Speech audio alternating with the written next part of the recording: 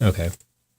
There's something that I totally forgot to explain. The whole reason that I showed you how the plugin colors the signal was because that coloration actually kind of messes something up down the line when you are doing mid-side processing. And I'm going to illustrate that with a sawtooth that's just being panned left and right. I'll explain more in due time. So here we have a sawtooth that's just panning left and right.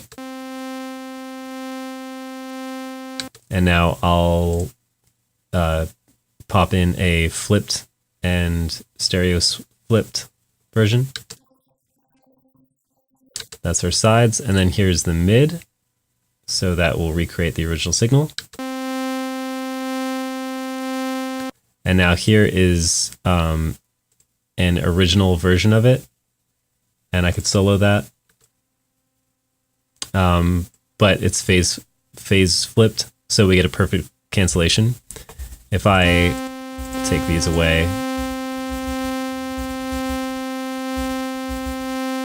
and add these in, we get that perfect phase cancellation. Of course, if I mute this, nope, I don't want to do that. This.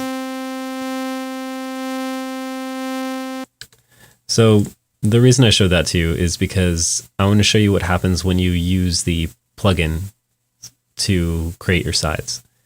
You actually won't perfectly recreate the original stereo file. So let me mute this. Let me go to this original, and then I have the enhancer enabled, depth 100, delay on 0, and then I have as little coloration as possible. And then I also have my mid channel. And now when I recreate the stereo file,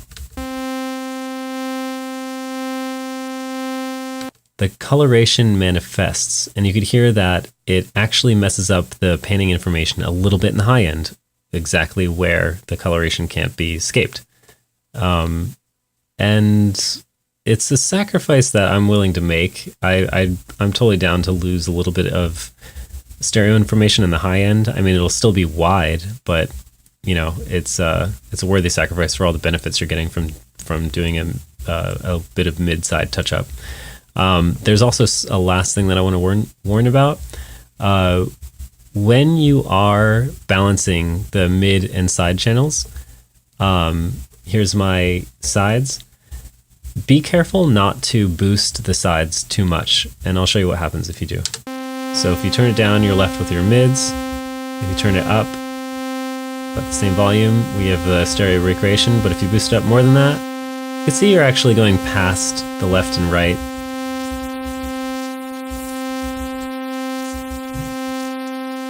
And that really messes up the panning data. If you do that, then you're sort of losing a bit of what you were going for when you like pan a hat to the left and then pan a tom to the right. That data is getting a bit lost because it's taking what's on one side and reflecting some of that onto the other side, which is exactly what's happening with that high end.